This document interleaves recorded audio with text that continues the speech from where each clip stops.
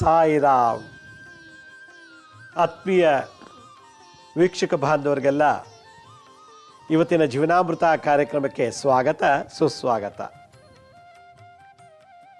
ವೀಕ್ಷಕರೇ, ಇವತ್ತಿನ ಸಂಚಿಕೆಯಲ್ಲಿ ಇವತ್ತಿನ ಎಪಿಸೋಡ್ನಲ್ಲಿ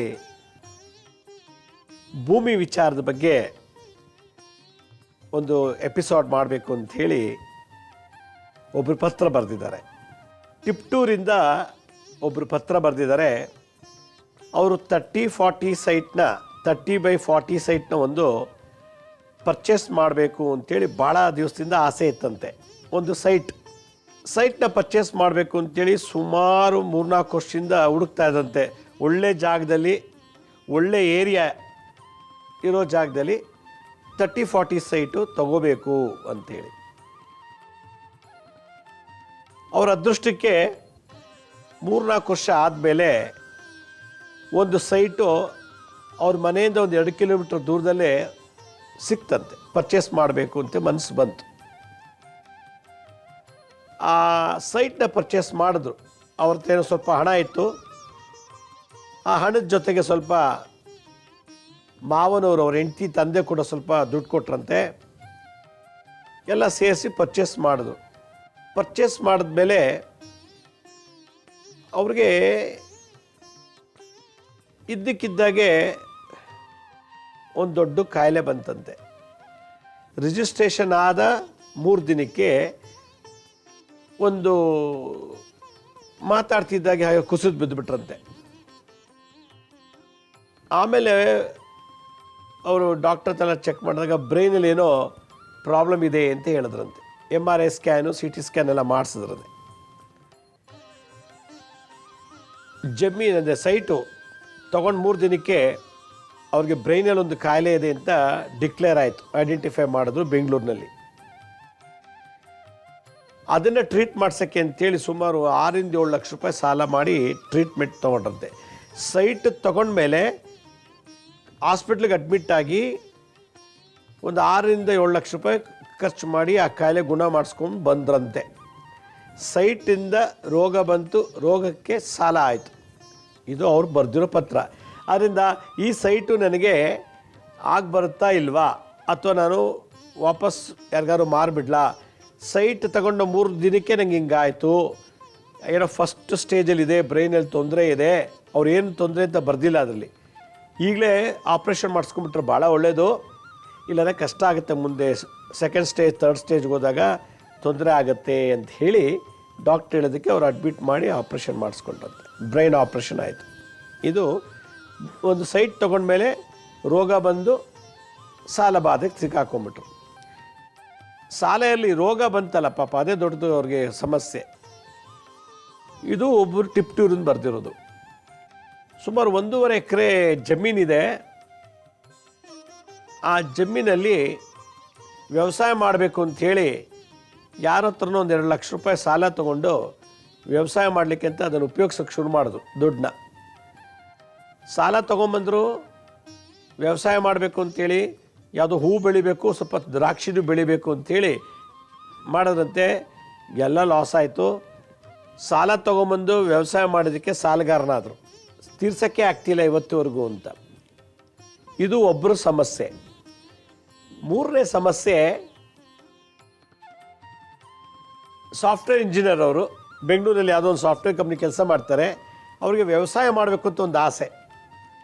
ಅದಕ್ಕೆ ಅವರೊಂದು 2 ಎಕರೆ ಚಿಕ್ಕಮಂಗ್ಳೂರು ಹತ್ರ ಒಂದು ಜಮೀನು ತೊಗೊಂಡ್ರಂತೆ. ಚಿಕ್ಕಮಂಗ್ಳೂರು ಹತ್ರ ಅದು ತೊಗೊಂಡ್ಮೇಲೆ ಸುಮಾರು ಅವ್ರಿಗೆ 1.5 ಕೋಟಿ ರೂಪಾಯಿ ಸಾಲ ಆಯ್ತಂತೆ. ಅವ್ರೇನು ಸಾಲ ಮಾಡಿ ಜಮೀನು ತೊಗೊಂಡಿಲ್ಲ,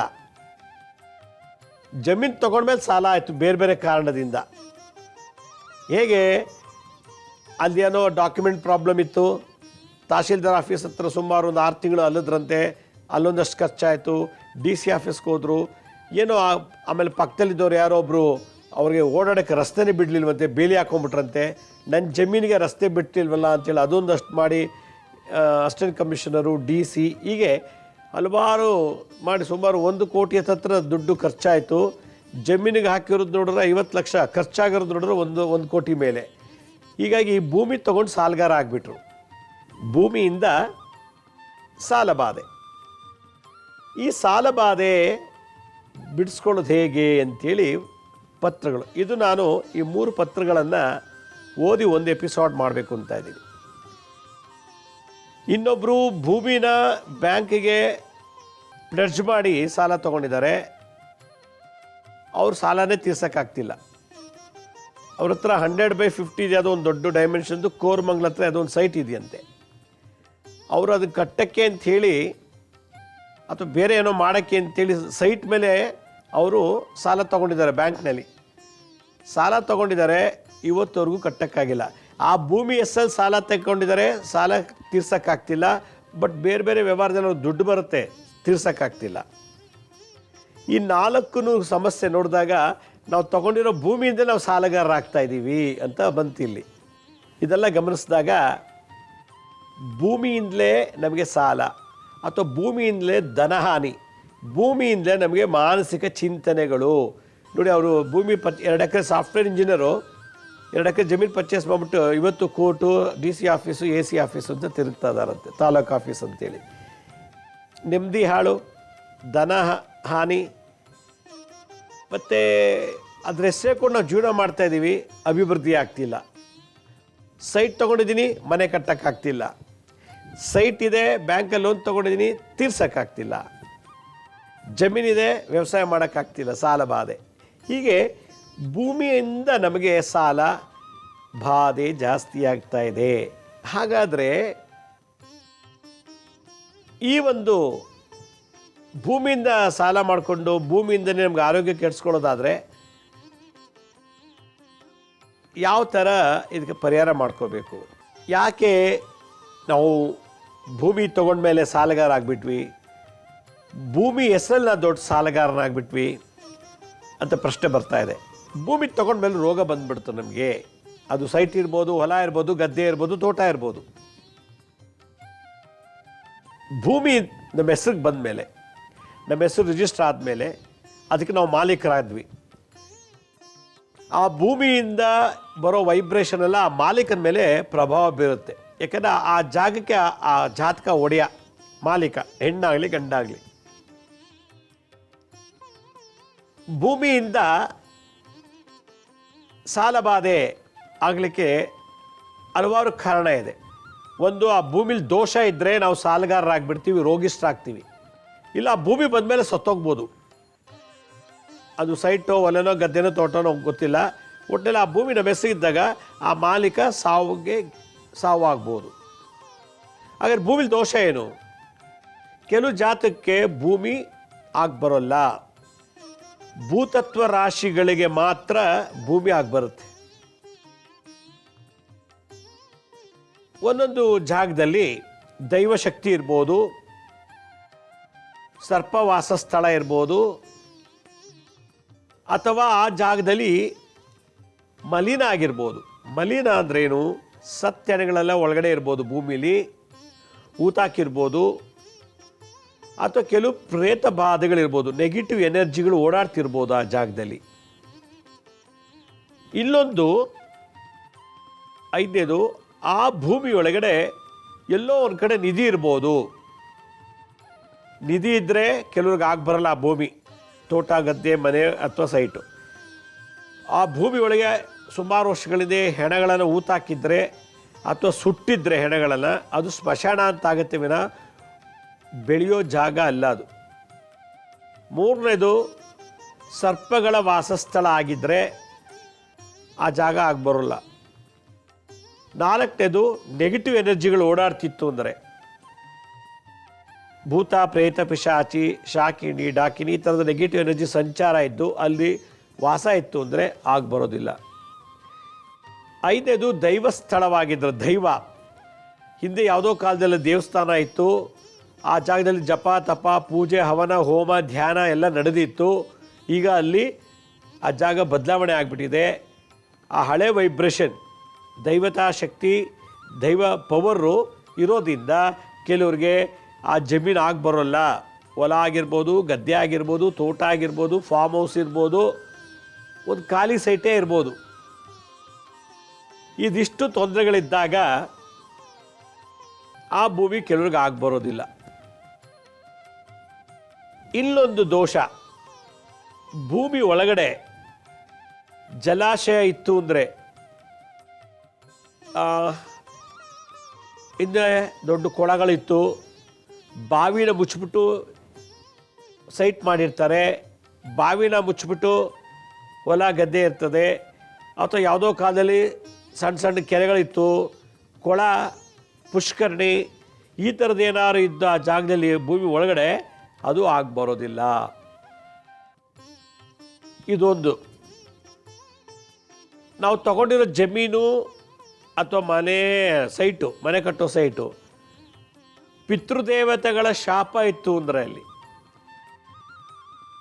ಪಿತೃದೇವತೆಗಳ ಶಾಪ ಇತ್ತು ಅಂತಂದರೆ ಅದು ನಮ್ಗೆ ಬರೋಲ್ಲ. ಈಗ ನಾನು ಜಮೀನು ತೊಗೊಂಬಿಟ್ಟಿದ್ದೀನಿ ಒಬ್ಬರ ಹತ್ರ 1-2 ಎಕರೆ, ನನಗೆ ಮಾರಿದ್ನಲ್ಲ ಆ ವ್ಯಕ್ತಿ ತಂದೆನೋ ತಾತನೋ ಆ ಶಾಪ ಇರುತ್ತೆ ಆ ಜಮೀನಿಗೆ, ಆದರೆ ನಾನು ತೊಗೊಂಡಿರ್ತೀನಿ. ಅವ್ರು ಸತ್ತೋಗಿದ್ದಾರೆ, ಯಾವುದೋ ಒಂದು ಕಾರಣದಿಂದ ಮಾರಿಬಿಟ್ಟಿರ್ತಾನೆ ನನಗೆ. ಅವನ ತಾತನೋ ಅಪ್ಪನೋ ಮುತ್ತಾತನೋ ಆ ಜಮೀನು ಕಂಡ್ರೆ ಭಾಳ ಆಸೆ, ಕಷ್ಟಪಟ್ಟು ಸಂಪಾದಿಸಿ ಖರೀದಿ ಮಾಡಿ ವ್ಯವಸಾಯ ಮಾಡ್ತಿರ್ತಾನೆ, ಯಾವುದೋ ಕಾರಣ ಸತ್ತೋಗ್ತಾನೆ, ಮಗನಿಗೋ ಮೊಮ್ಮಗನಿಗೋ ಈ ಆಸ್ತಿ ಬಂದಿರ್ತದೆ. ಆದರೆ ಪಟ್ಟಂಥ ಜಮೀನು ಮಾರಿಬಿಟ್ನಲ್ಲ ಅಂಥೇಳಿ ಆತ್ಮ ಅದರದ್ದು ಸೋಂಕಿತ್ತು ಅಂದರೆ ಕೆಲವರಿಗೆ ಜಮೀನು ಬರೋದಿಲ್ಲ. ಇದು ಒಂದು. ಕೆಲವರು ಮಾಟ ಮಂತ್ರ ತಂತ್ರ ಪ್ರಯೋಗ ಆ ಜಾಗದಲ್ಲಿ ಮಾಡಿಸಿಟ್ಟಿದ್ರೆ ರೋಗ ಬರುತ್ತೆ ಮತ್ತು ಸಾಲಗಾರರಾಗಿಬಿಡ್ತಾರೆ. ಈ ಇಷ್ಟೂ ಕಾರಣಗಳನ್ನು ನಾವು ಗಮನಿಸಬೇಕು. ಅದಕ್ಕೆ ಹಿಂದಿನ ಕಾಲದಲ್ಲಿ ಒಂದು ಜಮೀನು, ಹೊಲ, ತೋಟನ ಖರೀದಿ ಮಾಡಬೇಕು ಅಂದರೆ ಅರಮನೆ ಅಥವಾ ಬೇರೆ ಬೇರೆ ಕಟ್ಟಡಗಳನ್ನ ಕಟ್ಟಕ್ಕೆ ಮುಂಚೆ ಆ ಮಣ್ಣನ್ನು ಪರೀಕ್ಷೆ ಮಾಡಿ ಮಣ್ಣಲ್ಲಿ ಏನು ದೋಷ ಇದೆ ಅಂತ ಚೆಕ್ ಮಾಡಿಬಿಟ್ಟು ಆಮೇಲೆ ಆ ಅರಮನೆಗಳನ್ನು ಅಥವಾ ಅಶ್ವಾಲಯ, ಗಜಾಲಯ, ಹೀಗೆ ಆಲಯಗಳು, ಹಸುಗಳಿಗೆ ಗೋಶಾಲೆ, ಈ ಥರದ್ದೆಲ್ಲ ಕಟ್ಟಡ ಅವತ್ತಿನ ಕಾಲದಲ್ಲಿ ಕಟ್ತಾಯಿದ್ರು. ಈ ಒಂದು ದೋಷಗಳಿದ್ದಾಗ ತಗೊಂಡವನಿಗೆ ಸಾಲಗಾರನಾಗ್ಬಿಡ್ತಾನೆ, ಜಮೀನು, ಸೈಟು, ಅಥವಾ ತಗೊಂಡ ಮೇಲೆ ಅವರಿಗೆ ಧನಹಾನಿ, ಆಕ್ಸಿಡೆಂಟಿಂದ ಧನಹಾನಿ ಆಗ್ಬೋದು, ರೋಗ ಅಂತ ಸೃಷ್ಟಿಯಾಗಿ ರೋಗ ವಾಸ ಮಾಡ್ಕೊಳ್ಳೋಕ್ಕೆ ಲಕ್ಷಾಂತರ ರೂಪಾಯಿ ಖರ್ಚು ಮಾಡ್ಬೋದು, ಇಲ್ಲ ಆ ಜಾಗದಿಂದ ಹಲವಾರು ಜನ ಅದಕ್ಕೆ ಕೇಸ್ ಹಾಕ್ಬಿಟ್ಟು ಅವನಿಗೆ ಕೋರ್ಟು, ಪೊಲೀಸ್ ಸ್ಟೇಷನ್ಗೆ ಅನಿಸ್ಬೋದು. ಹೀಗೆ ಜಮೀನು ಅಂದಾಗ ಇಲ್ಲ ಕೋರ್ಟು, ರಾಜಭಯ, ಕೋರ್ಟಿಂದ, ತಾಲೂಕು ಆಫೀಸಿಂದ, DC ಆಫೀಸಿಂದ ತೊಂದರೆ ಆಗ್ಬೋದು, ಆ ಜಾಗದ ಪ್ರಕೃತಿಯಿಂದ ತೊಂದರೆ ಆಗ್ಬೋದು. ಪ್ರಕೃತಿಯಿಂದ ಅಂದಾಗ ಆ ಜಮೀನಲ್ಲಿ ಅತಿಯಾಗಿ ಮಳೆ ಬಂದು ಏನೋ ತೊಂದರೆ ಆಗ್ಬೋದು, ಸುನಾಮಿಯಿಂದ, ಭೂಕಂಪದಿಂದ, ಈ ಥರದಲ್ಲೂ ಆ ಭೂಮಿಗೆ ತೊಂದರೆ ಆಗುತ್ತೆ. ಅದರಿಂದ ಒಬ್ಬ ವ್ಯಕ್ತಿ ಭೂಮಿಯನ್ನು ಪರ್ಚೇಸ್ ಮಾಡಿದ್ಮೇಲೆ ಎಷ್ಟೋ ಜನ ಚೆನ್ನಾಗಿ ಸಂಪಾದನೆ ಮಾಡಿರೋದು ಉಂಟು, ಒಂದು ಭೂಮಿ ಪರ್ಚೇಸ್ ಮಾಡಿದ್ರೆ ಎಲ್ಲ ಕಳ್ಕೊಂಡಿರೋದು ಉಂಟು. ಯಾಕೆಂದರೆ ನಾನು ಹೇಳಿದಂಥ ಈ ಸಿಂಪ್ಟಮ್ಸು, ಲಕ್ಷಣಗಳು ಆ ಭೂಮಿಲಿ ಯಾವ್ದಾದ್ರು ಇತ್ತು ಅಂದರೆ ತಗೊಂಡಂಥ ವ್ಯಕ್ತಿ ಯಶಸ್ವಿ ಆಗೋದಿಲ್ಲ ಅಥವಾ ಏಳಿಗೆ ಆಗೋದಿಲ್ಲ. ರೋಗದಲ್ಲಿ ನರಳಬೇಕು, ಇಲ್ಲ ಸತ್ತೋಗಬೇಕು, ಇಲ್ಲ ಅದು ಅವನು ಕೆಲವು ತೊಗೊಂಡ್ಬಿಡ್ತಾರೆ, ಮಾರೋಕ್ಕೂ ಆಗೋದಿಲ್ಲ. ಅಥವಾ ಇದೇನು ಕೋರ್ಟ್ ಕೇಸ್ ಇದೆ ಜಮೀನ್ ಮೇಲೆ, ಈ ಜಮೀನು ತೊಗೊಂಡ್ಮೇಲೆ ನನಗೆ ರೋಗ ಬಂತು, ಈ ಜಮೀನು ತೊಗೊಂಡ್ಮೇಲೆ, ಈ ಸೈಟ್ ತೊಗೊಂಡ್ಮೇಲೆ ನಂಗೆ ತೊಂದರೆ ಆಯಿತು, ಈ ಸೈಟ್ ತೊಗೊಂಡ್ಮೇಲೆ ಆಕ್ಸಿಡೆಂಟ್ ಆಯಿತು, ಏನೋ ಒಂದು ಮಾರ್ಬಿಡ ಅಂದರೆ ಮಾರೋಕ್ಕೂ ಬಿಡ್ತಿಲ್ಲ. ಅದಕ್ಕೆ ಅದ್ರ ಬಲ ಸ್ಟ್ರಾಂಗ್ ಇದ್ದಾಗ, ನಾವು ವೀಕ್ ಇದ್ದಾಗ ಮಾರಾಟ ಮಾಡೋಕ್ಕಾಗಲ್ಲ. ಅದಕ್ಕೆ ಆ ಭೂಮಿಯಲ್ಲಿ ಏನು ಬಲ ನೆಗೆಟಿವ್ ಇದೆಯೋ, ಅದ್ರ ಬಲ ಏನಿದೆಯೋ ಅದು 10ರಷ್ಟು ಜಾಸ್ತಿ ಆದಾಗ ಮಾತ್ರ ಮಾರಾಟ ಆಗೋಕ್ಕೆ ಸಾಧ್ಯ. 10 ವರ್ಷ ಆದರೂ ಮಾರಾಟ ಮಾಡೋಕ್ಕಾಗಲ್ಲ. 20 ವರ್ಷದಿಂದ ಕೋರ್ಟ್ನಲ್ಲಿ ಕೇಸ್ ನಡೀತಿದೆ, ಇನ್ನೂ ಬಗೆಹರಿದಿಲ್ಲ ಆ ಸೈಟ್ ಮೇಲೆ, ಆ ಜಮೀನ್ ಮೇಲೆ. ಹೀಗೆ ಭೂಮಿ ಅನ್ನೋದು ಒಂದು ಗ್ರಹ, ಅದಕ್ಕೆ ಅಧಿಪತಿ ಮಂಗಳ ಗ್ರಹ. ಮಂಗಳ ಈ ಹೊಲ, ಗದ್ದೆ, ತೋಟ, ಸೈಟು ಇವಕ್ಕೆಲ್ಲ ಮಂಗಳ ಗ್ರಹನ ಕಾರಕತ್ವ ಇರೋದು. ಅದರ ಮಂಗಳನ ಅನುಗ್ರಹ ಚೆನ್ನಾಗಿದ್ದರೆ ಮಾತ್ರ ಒಂದು ಸೈಟ್ ಆಗಲಿ, ಒಂದು ಹೊಲ, ಗದ್ದೆ ಎಲ್ಲ ತೊಗೊಳಕ್ಕೆ ಸಾಧ್ಯ. ಮಂಗಳ ಭೂಮಿ ಪುತ್ರ. ಆದ್ದರಿಂದ ಈ ಒಂದು ದೋಷಗಳಿರೋದ್ರಿಂದ ಕೆಲವು ಪತ್ರಗಳು ಬರೆದಿದ್ದಾರೆ. ಆದರೂ ಕೂಡ ಇದಕ್ಕೊಂದು ಪರಿಹಾರ ಇದೆ ಅಂತ ನನ್ನ ಒಂದು ಅಭಿಪ್ರಾಯ. ಈ ಜಮೀನು ವಿಚಾರದಲ್ಲಿ ಯಾರೇ ಆಗಲಿ ಅಂಥವ್ರಿಗೆ ನನ್ನ ಒಂದು ಸಜೆಷನ್ ಅಂದರೆ ಆ ಭೂಮಿ ಲಕ್ಷಣಗಳನ್ನು ಪತ್ತೆ ಹಚ್ಚಬೇಕು. ಜಾಗ ತೊಗೊಳ್ಬೇಕಾದ್ರೆ ಅದ್ರ ಇತಿಹಾಸನ ಪರೀಕ್ಷೆ ಮಾಡಬೇಕು. ಯಾರಿಂದ ಬಂತು, ಅವ್ರಿಗೆ ಎಷ್ಟು ಜನ ಮಕ್ಕಳಿದ್ದಾರೆ, ಅವ್ರ ವಂಶವೃಕ್ಷದಲ್ಲಿ ಯಾರ್ಯಾರಿದ್ದಾರೆ, ಎಷ್ಟು ಜನ ಇದ್ದಾರೆ, ಎಷ್ಟು ಜನ ಸತ್ತೋದ್ರು, ಯಾರಿಂದ ಮತ್ತೆ ಕೇಸ್ ಹಾಕ್ಸ್ತಾರೆ, ಇದೆಲ್ಲ ಚೆನ್ನಾಗಿ ನೋಡಿ ಡಾಕ್ಯುಮೆಂಟ್ ವೆರಿಫಿಕೇಷನ್ ಮಾಡಿ ತೊಗೊಂಡ್ರೆ ಎಲ್ಲೋ ಒಂದು ಕಡೆ ನಮಗೆ 100ರಲ್ಲಿ 80% ಪರಿಹಾರ ಸಿಗ್ತಾಗೆ. ಇಲ್ಲಿ ಈಗ ಈ ಪರಿಸ್ಥಿತಿ ಇದೆ. ಈಗ ಇಷ್ಟೊತ್ತು ನಾನು ಏನು ಹೇಳಿದ್ನೋ ಆ ತೊಂದರೆ ಇರೋಂಥವ್ರಿಗೆ ಏನು ಮಾಡಬೇಕಪ್ಪ ಅಂತಂದರೆ ಮಂಗಳ ಗ್ರಹನ ಪೂಜೆ ಮಾಡಬೇಕು. ಭೂಮಿ ತಗೊಂಡ್ಮೇಲೆ ಭೂದೇವಿ ಮತ್ತು ಮಂಗಳ ಗ್ರಹ ಇವೆರಡಕ್ಕೂ ಬಹಳ ನಿಕಟವಾದಂಥ ಸಂಬಂಧ ಇದೆ. ನೀವು ಯಾವ ಭೂಮಿ ಪರ್ಚೇಸ್ ಮಾಡಿದ್ದೀರಾ, ಸೈಟ್ ಇದು ಮಾಡಿದ್ದೀರಾ, ಆ ಜಾಗದಲ್ಲಿ ಪೂರ್ವದಿಂದ ಒಂದು ಹಿಡಿ ಮಣ್ಣು, ಪಶ್ಚಿಮದಿಂದ ಒಂದು ಹಿಡಿ ಮಣ್ಣು, ಉತ್ತರ ದಕ್ಷಿಣದಿಂದ ಒಂದು ಹಿಡಿ ಮಣ್ಣು, ಬ್ರಹ್ಮಸ್ಥಾನದಿಂದ ಒಂದು ಹಿಡಿ ಮಣ್ಣು ಎಲ್ಲ ಒಂದು ಪೇಪರ್ಗೆ ಅಥವಾ ಒಂದು ದೊಡ್ಡ ತಟ್ಟೆಗೆ ಹಾಕಿ ಬ್ರಹ್ಮಸ್ಥಾನದಲ್ಲಿ ಆ ಜಾಗದಲ್ಲಿ ಕುತ್ಕೋಬೇಕು. ಸೈಟ್ ಮಧ್ಯದಲ್ಲಿ ಕೂತ್ಕೊಂಡು ಆ ಸ್ಥಳಕ್ಕೆ ದಿಗ್ಬಂಧನ ಮತ್ತು ಅದಕ್ಕೆ ಬಲ ಜಾಸ್ತಿ ತುಂಬಬೇಕು. ಭೂಮಿಗೆ ಬಲ ಬರಬೇಕು. ಮಂಗಳ ಗ್ರಹಕ್ಕಿಂತ ಉಚ್ಚನಾಗಿ ಮಾಡಬೇಕು. ಉಚ್ಚ ಅಂತಲೇ ಸ್ಟ್ರಾಂಗ್ ಮಾಡಬೇಕು. ಆ ಮಣ್ಣನ್ನು ಮಿಕ್ಸ್ ಮಾಡಿರುವಂಥ ತಟ್ಟೆ ಅಥವಾ ಒಂದು ಪಾತ್ರೆಯಲ್ಲಿ ಇರ್ತದಲ್ಲ, ಅದು ತೊಗೊಂಡು ಒಂದು ಅರ್ಧ ಗಂಟೆ ಕಣ್ಣು ಮುಚ್ಕೊಂಡು ಓಂ ಆಂ ಅಂ ಸಹ ಖಂ ಕಹ ಓಂ ಹಾಂ ಅಂ ಸಹ ಖಂ ಕಹ ಓಂ ಆಂ ಅಂ ಸಹ ಖಂ ಕಹ ಓಂ ಹಾಂ ಅಂ ಸಹ ಖಂ ಕಹ ಅನ್ನೋ ಮಂತ್ರನ ಅರ್ಧ ಗಂಟೆಗೆ ಹೇಳಿಬಿಟ್ಟು ಆ ಮಣ್ಣಿಗೆ ಆ ಶಕ್ತಿ ತುಂಬಿದ್ದಾಯಿತು. ಪುನಃ ನಾವು ಯಾವ್ಯಾವ ಜಾಗದಲ್ಲಿ ಮಣ್ಣು ತೊಗೊಂಡಿದ್ವೋ ಅದೇ ಜಾಗಕ್ಕೆ ಆ ಮಣ್ಣನ್ನು ಮತ್ತೆ ಅದೇ ಸ್ಥಳಕ್ಕೆ ಹಾಕಿಬಿಟ್ಟು ಆ ಮಧ್ಯ ಜಾಗದಲ್ಲಿ ಬ್ರಹ್ಮಸ್ಥಾನದಲ್ಲಿ ಒಂದು ತೆಂಗಿನಕಾಯಿ, ಒಂದು ನಿಂಬೆಹಣ್ಣು ಮತ್ತು 5 ಒಣಮೆಣಸಿನ್ಕಾಯಿ, ಕೆಂಪು ವರ್ಣದ ಪುಷ್ಪ, ಮಂಗಳ ಗ್ರಹ ಅಂದರೆ ರಕ್ತವರ್ಣ, ಆ ಒಂದು ನಿಂಬೆಹಣ್ಣು, ಒಂದು ತೆಂಗಿನಕಾಯಿ, ಒಂದು 5 ಮೆಣಸಿನ್ಕಾಯಿ, ಒಂದು ಕೆಂಪು ದಾಸವಾಳ ಅಥವಾ ಕೆಂಪು ಗುಲಾಬಿ, ಈ ಥರದ ಒಂದು ಹಿಡಿ ಹೂ ತಗೊಂಡು ಭಕ್ತಿಯಿಂದ ಇದೇ ಮಂತ್ರ ಹೇಳಬೇಕು. ಓಂ ಹಾಂ ಹಂ ಸಹ ಖಂ ಸಹ ಅಂಥೇಳಿ ಆ ಭೂಮಿಗೆ ದಿಗ್ಬಂಧನ ಆದಮೇಲೆ ಆ ಬ್ರಹ್ಮಸ್ಥಾನದಲ್ಲಿ ಹಳ್ಳ ತೆಗೆದು ಮೆಣಸಿನ್ಕಾಯಿ, ನಿಂಬೆಹಣ್ಣು ಮತ್ತು ಈ ತೆಂಗಿನಕಾಯಿ ಕೆಂಪು ಇದಿಷ್ಟನ್ನು ಹಳ್ಳ ತೆಗೆದು ಊತಾಕ್ಬಿಡ್ಬೇಕು. ಊತಾಕ್ಬಿಟ್ಟು ಅಂತಂದರೆ ಜಮೀನಿಂದ ಬರೋ ಸಾಲಬಾಧೆ ಬೇಗ ನಿವಾರಣೆ ಆಗುತ್ತೆ. ಆ ಸೈಟಿಂದ ಬಂದಿರೋ ರೋಗ ಅಥವಾ ಸಾಲಬಾಧೆ ನಿವಾರಣೆ ಆಗುತ್ತೆ. ಇದಿಷ್ಟು ಬೇಗ ಅಲ್ಲಿಗೆ ನಿಂಬೆಹಣ್ಣು ರಾಹು, ಮೆಣಸಿನ್ಕಾಯಿ ಕುಜ, ತೆಂಗಿನಕಾಯಿ ನವಗ್ರಹ, ಪುಷ್ಪ ಅದರಿರ್ತಕ್ಕಂಥ ಕೆಟ್ಟ ಎನರ್ಜಿನ ಸಕ್ ಮಾಡತ್ತಂತೆ ಹೂಗಳು. ಇದಿಷ್ಟು ಹಾಕ್ಬಿಟ್ಟು ಈ ಜಪ ಮಾಡಿ ಮುಚ್ಚಿಬಿಟ್ಟು ಬಂದುಬಿಟ್ರೆ ಮುಗ್ದೋದು. ಹಳ್ಳ ತೆಗೆದು ಮುಚ್ಚಬೇಕು. ಇದನ್ನು ಯಾವಾಗ ಮಾಡಬೇಕು? ಹುಣ್ಣಿಮೆ ಅಮಾವಾಸ್ಯೆಯಲ್ಲಿ ಮಾಡಬೇಕು. ನಿಮ್ಗೆ ಒಳ್ಳೇದಾಯಿತು ಅಂದ ತಕ್ಷಣವೇ ಆ ಹಳ್ಳ ಮುಚ್ಚಿದ್ದಲ್ಲ ತೆಗೆದು ಅದನ್ನು ತೊಗೊಂಡೋಗಿ ನದಿಗೆ ಬಿಟ್ಬಿಡ್ಬೇಕು. ಇದಿಷ್ಟು ಮಾಡಿದ್ದೆ ಆದರೆ ನಿಮಗೆ ಭೂಮಿಗೆ ಬಲ ಬರುತ್ತೆ. ಇದು ನನ್ನ ಕಡೆಯಿಂದ ಕೊಡುವಂಥ ಒಂದು ತಂತ್ರವಿದ್ಯೆ, ಭಾಳ ವಿಶೇಷವಾದದ್ದು. ಇದನ್ನು ಮಾಡಿ ನೋಡಿ. ಭೂಮಿಯಿಂದ ಸಾಲ ಆದಂಥವ್ರಿಗೆ ಇದೊಂದು ಹೆಚ್ಚಿಗೆ ಬಂಡವಾಳ ಇಲ್ಲದೆ ಇರುವಂಥ ಒಂದು ರೆಮಿಡಿ ಇದು. ವೀಕ್ಷಕರೇ, ಒಂದು ಅನೌನ್ಸ್ಮೆಂಟು. ಇದೇ ತಿಂಗಳು 29, 30, 31ನೇ ತಾರೀಕು 3 ದಿವಸ ನಾನು ಮರ್ಮ ಚಿಕಿತ್ಸೆ ಅಥವಾ ಮರ್ಮ ಥೆರಪಿ ಕ್ಲಾಸ್ ಮಾಡ್ತಾಯಿದ್ದೀನಿ, ವರ್ಕ್ಶಾಪ್ ಮಾಡ್ತಾಯಿದ್ದೀನಿ.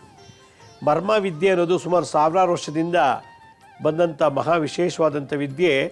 ಔಷಧಿ ಇಲ್ದೇ ಅಂದರೆ ಇಂಜೆಕ್ಷನ್ನು, ಟಾನಿಕ್ಕು, ಮಾತ್ರೆ ಏನೂ ಇಲ್ದೇ, ಸರ್ಜರಿ, ಆಪ್ರೇಷನ್ ಇಲ್ದೇ ಎಲ್ಲ ಥರ ಕಾಯಿಲೆ ಕ್ಯೂರ್ ಮಾಡ್ಬೋದು, ಔಷಧಿ ರಹಿತ. ಈ ವಿದ್ಯೆ ನಾನು 3 ದಿನ ಒಂದು ಪುಣ್ಯಕ್ಷೇತ್ರದಲ್ಲಿ ಕ್ಲಾಸ್ ಮಾಡ್ತಾಯಿದ್ದೀನಿ. ಭಾಳ ವಿಶೇಷವಾದದ್ದು. ಈ ವಿದ್ಯೆ ಕಲ್ತ್ಕೊಂಡ್ರೆ ನಿಮ್ಮ ಕಾಯಿಲೆ ನೀವೇ ಕ್ಯೂರ್ ಮಾಡ್ಕೋಬೋದು. ಏನು ಲಾಭ ಅಂದರೆ, ಫಸ್ಟು ನೀವು ಬರೋ ಎಲ್ಲ ಕಾಯಿಲೆನ ಕ್ಯೂರ್ ಮಾಡ್ಕೋಬೋದು ನೀವೇ.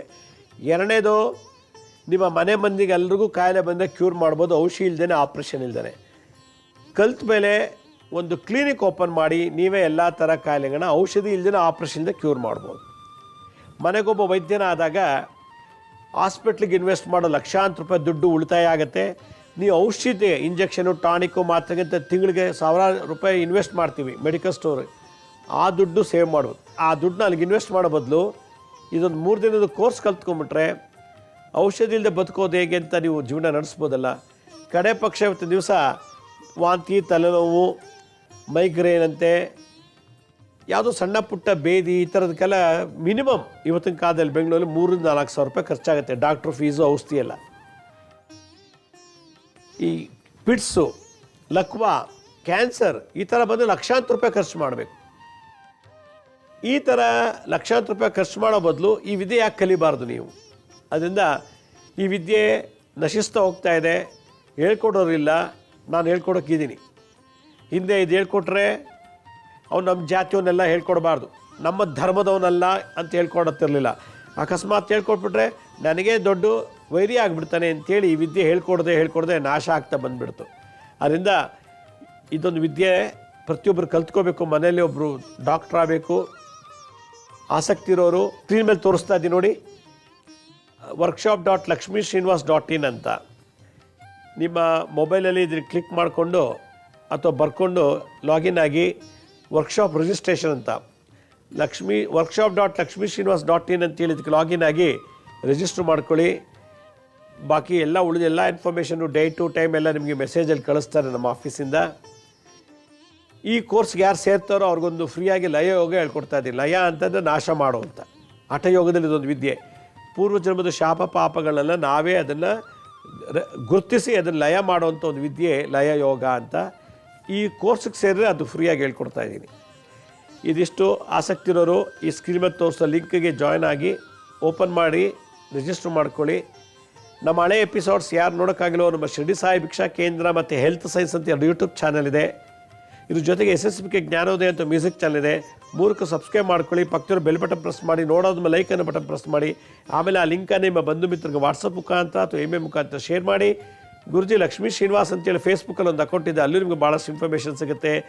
ಇನ್ಸ್ಟಾಗ್ರಾಮು, ಲಿಂಕ್ಡ್ಇನ್ನು, ಟ್ವಿಟರ್ ಎಲ್ಲ ಕಡೆ ಕೂಡ ಇನ್ಫಾರ್ಮೇಷನ್ ಸಿಗುತ್ತೆ. ಈಗ ಅಪಾಯಿಂಟ್ಮೆಂಟ್ಸ್ ಬೇಕಿದ್ದವರು www.lakshmisrinivas.in ಅಂತ ಲಾಗಿನ್ ಆಗಿ ನೀವೇ ಅಪಾಯಿಂಟ್ಮೆಂಟ್ಸ್ ತೊಗೋಬೋದು ಅಂತ ಹೇಳ್ತಾ ಇವತ್ತಿನ ಸಂಚಿಕೆಯನ್ನು ಮುಗಿಸ್ತಾ ಇದ್ದೀನಿ. ಇದೇ ರೀತಿ ನಾಳಿನ ಸಂಚಿಕೆಯಲ್ಲಿ ಮತ್ತೊಂದು ವಿಶೇಷವಾದಂಥ ಮಾಹಿತಿಯನ್ನು ತಮ್ಮನ್ನು ಭೇಟಿ ಮಾಡ್ತೀನಿ. ಅಲ್ಲಿವರೆಗೂ ನನ್ನ ನಮಸ್ಕಾರ. ಸಾಯಿರಾಮ್.